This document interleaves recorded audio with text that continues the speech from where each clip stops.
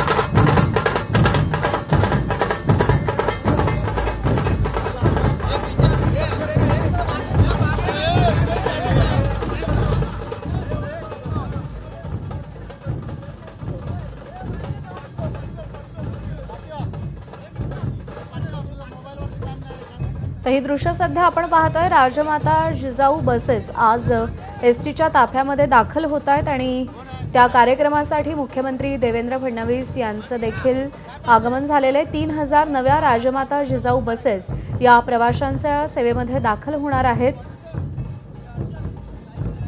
आणि त्याचा लोकार्पण सोहळा सुरू झालेला आहे। मुख्यमंत्री देवेंद्र फडणवीस यांच्या हस्ते आज हे लोकार्पण केलं जाणार आहे।